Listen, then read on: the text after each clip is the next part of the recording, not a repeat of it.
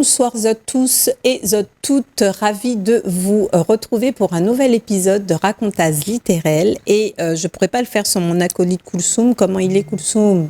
Ça va très bien. Merci, Kédi. Bonsoir à tous, bonsoir à toutes. Et puis, contente d'être là devant vous pour parler avec vous et surtout pour vous présenter un jeune qui vient d'arriver sur le domaine littéraire, artistique, culturel, voilà. On accueille de la jeunesse en la personne de Esteban. Bonsoir, Esteban. Bonsoir.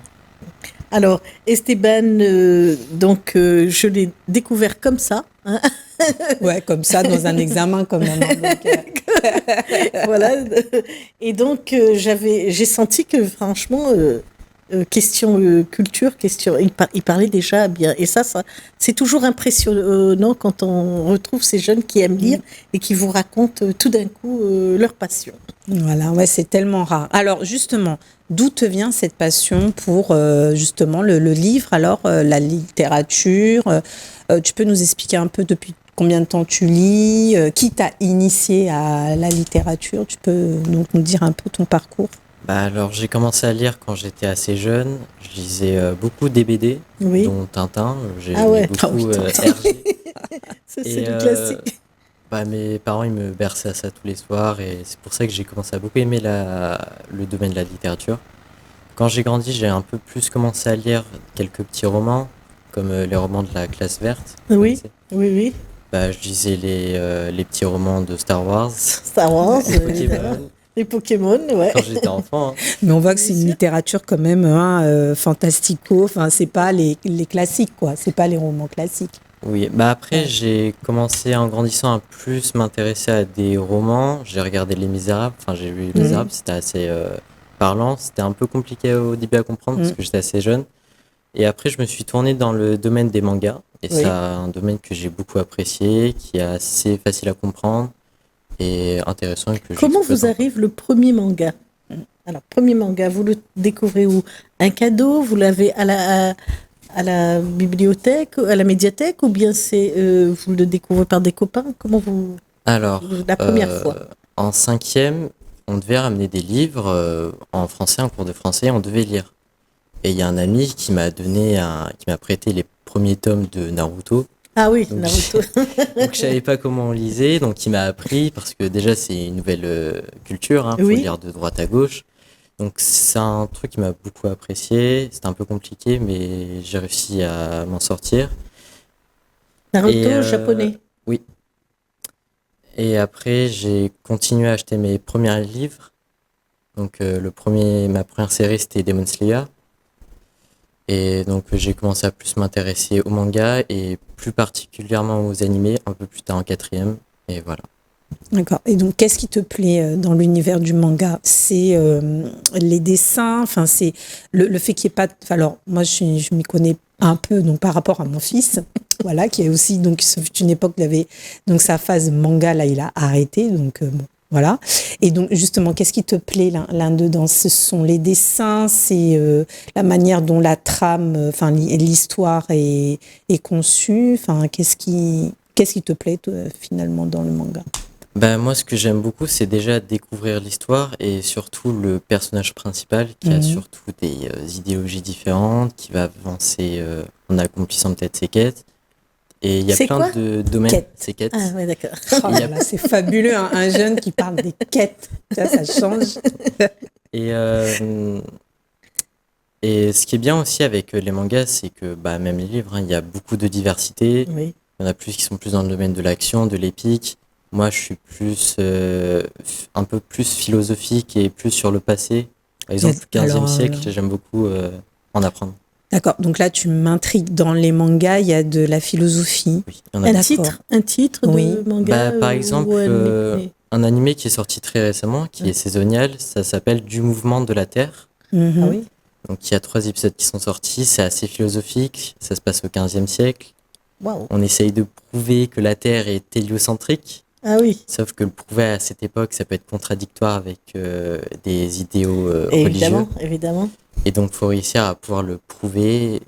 Parce qu'on pensait à cette époque que la Terre était plate, hein, si je me trompe. Alors, à cette époque, on savait qu'elle était sphérique. Ah oui. Mais ce qu'on ne savait pas, c'était qu'elle était, on pensait tous qu'elle était géocentrique, par manque de preuves, mais aussi qu'il y avait des problèmes religieux, où si on prouvait qu'elle était héliocentrique, ça voudrait dire que Dieu ne serait pas le centre de l'univers, et prouver ce genre de preuves, on pouvait soit finir en prison, Oui, Oui. ou brûler, ou bûcher. et brûler vif, c'est ça, sur la place publique. Voilà, on n'avait pas vraiment d'alternative. Et donc là, vous êtes sur les animés. Et puis moi, j'ai vu sur YouTube des critiques de films. Donc Oui. comment on passe Du manga, ouais. voilà, ça. des animés. Et puis tout d'un coup, on se dit, tiens, voilà, je vais m'intéresser aux films.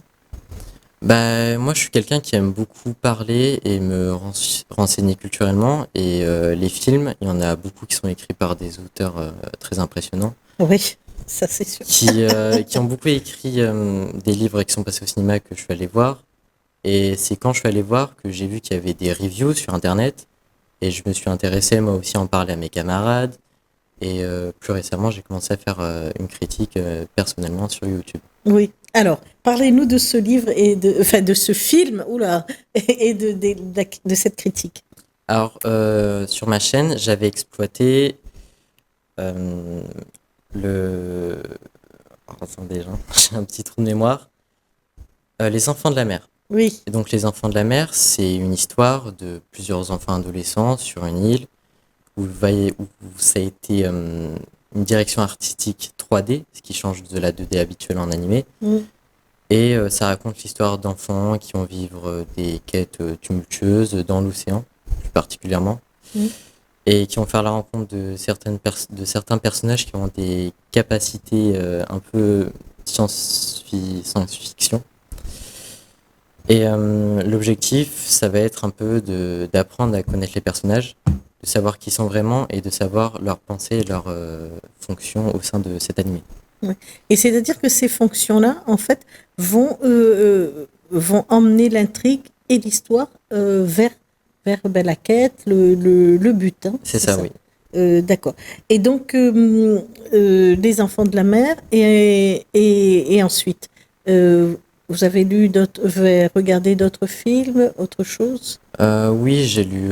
Bah après, je regarde beaucoup de films et d'animés. D'accord. J'ai dû en 4 ans près en regarder de 200. Ah Waouh! ouais, quand même.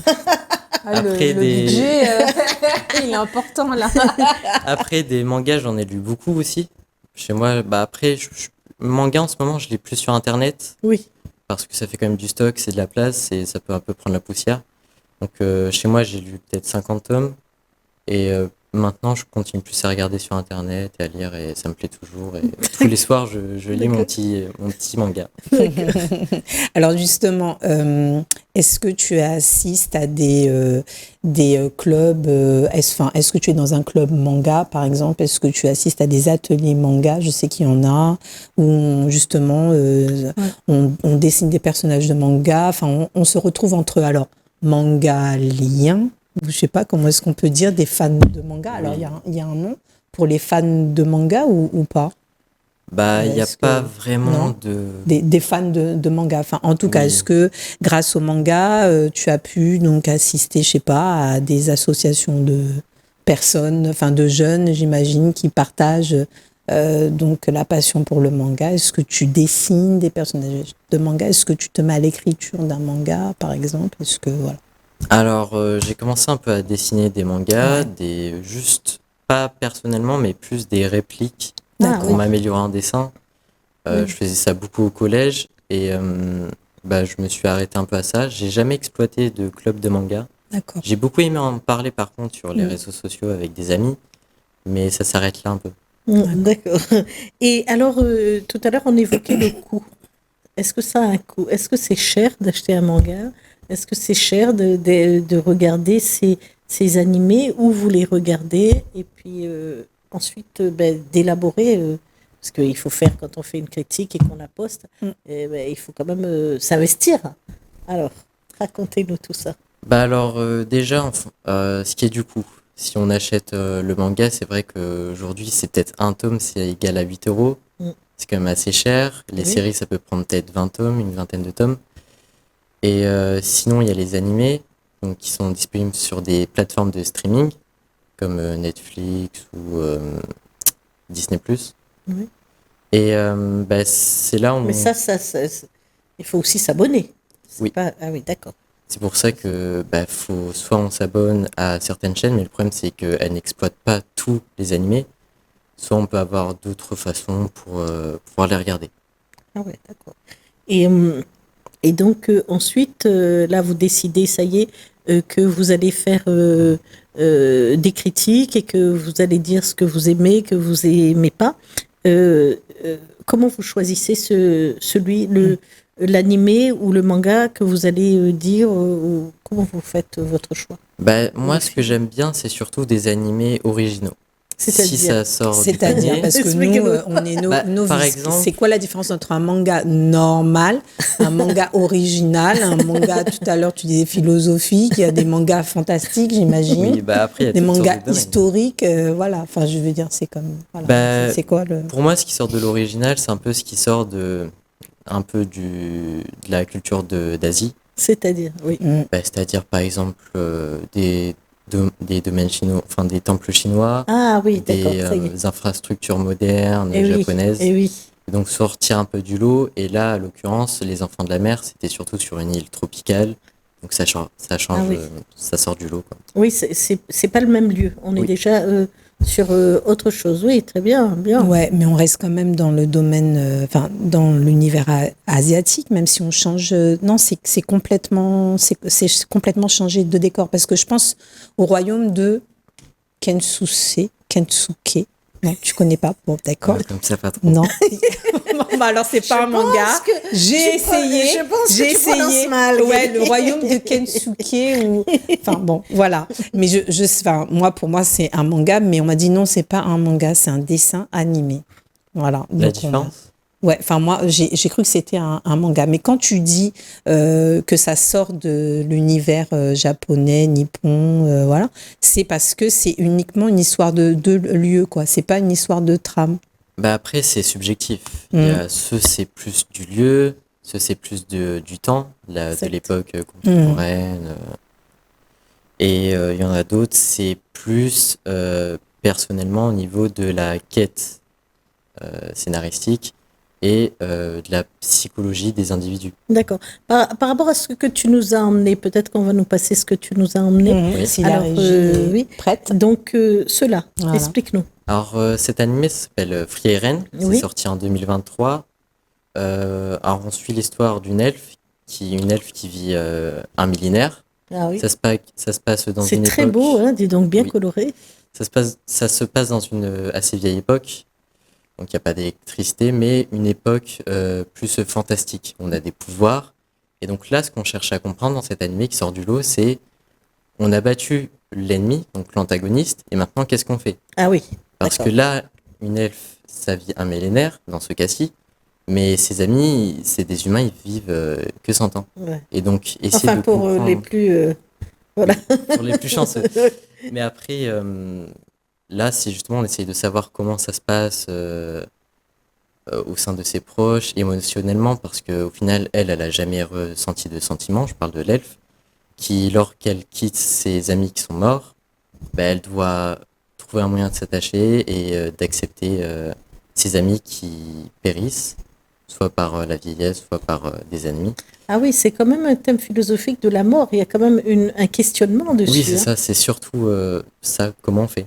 Oui. Et justement, l'elfe en question va adopter une enfant adoptive qui a été adoptée par un prêtre, Oui. qui était un de ses amis, et qui vont vivre une quête ensemble. Ah ouais, pas mal. D'accord. En fait, ça me fait penser au Seigneur des Anneaux, ces histoires d'elfes. Non, c'est pas Après, ça. c'est plus un monde fantasy. Dans ce cas. D'accord. Et celui-là Ok, qui oui. pleure, là, Oh, bah il me ouais. fait Alors pitié. celui-ci, Pitié, ça vient en train ça de s'appelle pleurer. ReZero. Oui. C'est l'un de mes domaines préférés, enfin l'un de mes animés préférés dans le domaine des isekai. Oh là là, Un là, il faut isekai, pour traduire. vous dire, Eh oui, il faut c'est traduire. oui. quelqu'un Ouais, qui ouais. se rend dans un monde Parallèle. parallèle, oui, c'est Ah ça. ouais. C'est exactement Là, ça. on voit, là, ouais. Et donc là, il va se rendre dans un monde fantastique. Et pourquoi c'est mon anime préféré? Parce que ça parle beaucoup de motivation, de détermination, Ah oui. très axé sur la psychologie. Parce que pour vous faire un petit résumé simple, Mhm. on suit l'histoire d'un enfant, d'un jeune adolescent qui va être dans un autre monde et qui va devoir se débrouiller sans mourir parce que c'est un monde Ah oui, très hostile. d'accord. Et le problème à ça, comme son nom l'indique, ReZero, ça veut dire revenir de zéro. Et là, l'occurrence, c'est si il meurt, il va revenir quelque temps dans le passé, avant sa mort. Il va devoir essayer de progresser et d'aider ses amis à ne pas mourir, parce qu'ils peuvent mourir par ce qui s'appelle les 7 péchés capitaux. Donc c'est on repris revient à aussi, des choses, ouais. oui, très un peu philosophique. Ouais. Et donc l'objectif, ça va être de survivre et que même après tristesse, torture, ce qu'on peut subir, c'est toujours être motivé et déterminé. Waouh. Eh ben, Donc dis c'est donc. de la résilience. Oui, et puis Voilà. un programme chargé, hein. Ah, c'est clair. Ah oui, c'est... Parce que là, vraiment, Ouais.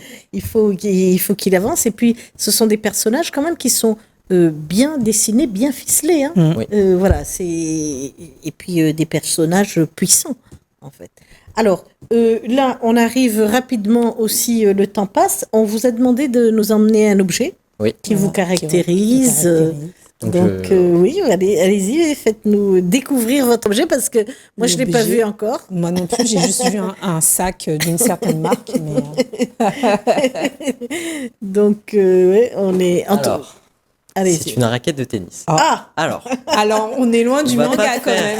on va pas faire du ping-pong, mais d'accord. pour vous expliquer, cette raquette, je l'ai eue quand j'étais enfant, Oui. donc dans mon premier club de sport.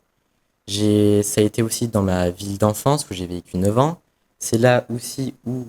Qui est enfin, on est curieuse. alors c'est dans le Var. D'accord, dans C'est le à Var. Brignoles, donc en D'accord. France. Ah, joli. C'est là aussi où j'ai acheté mon dernier tome de ma première série. Ah Donc oui. pour moi, c'est- c'est très important ce lieu. Montrez bien Oui, oui. le dernier tome parce que Tu vous mets êtes allé vraiment, très voilà. rapidement. Voilà. Voilà, Ah oui, super. joli. Mhm. Alors, le titre, Démon. Demon Slayer. Demon Slayer. Ça, je connais. Mon fils, il avait toute la Et collection. donc, pour en revenir à À l'histoire la de raquette, la raquette, exactement. surtout que depuis, j'utilise encore. Donc même après qu'elle soit un peu usée, négligée, ça c'est juste la forme et que dans le fond, elle peut encore être impressionnante. Eh ben Elle est oui. toujours aussi très utile et efficace. Et à chaque fois que je l'utilise, j'apprends à m'évoluer, à mieux me connaître et être un peu plus réactif. Ah Et c'est oui. pour ça que cette raquette, et pour moi, elle est très importante. Ah ben, dis donc, Eh ben, ouais, c'est pas... Bonne réflexion. Eh hein, ben oui, c'est autour la d'un première fois qu'on objet. nous amène Ah oui, aussi loin avec, aussi loin avec une avec, raquette de ping-pong. une raquette de C'est, ping-pong. ouais. Alors, tout à l'heure, vous étiez en train de dire que cette raquette, même si elle est usée, elle a quelque chose de profond en elle. C'est ça, oui. C'est ça. Et donc, cette chose de profond, c'est ce que vous cherchez, c'est votre quête aussi, Mm. à vous. Oui, apprendre mieux à me connaître, à évoluer, à gagner en maturité, c'est un peu ça, face à la vie. Eh ben, rappelle-nous ton âge parce que c'est. Alors, j'ai 17 ans et 17 je ans. suis lycéen.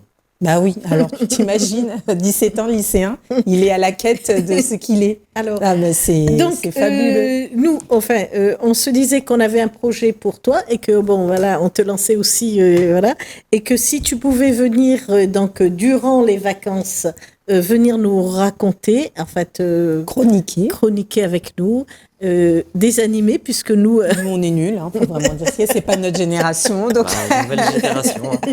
donc voilà, si c'était possible, parce que bon, c'est important le bac, donc c'est pour ça que Exactement. on t'invitera que durant les vacances à venir.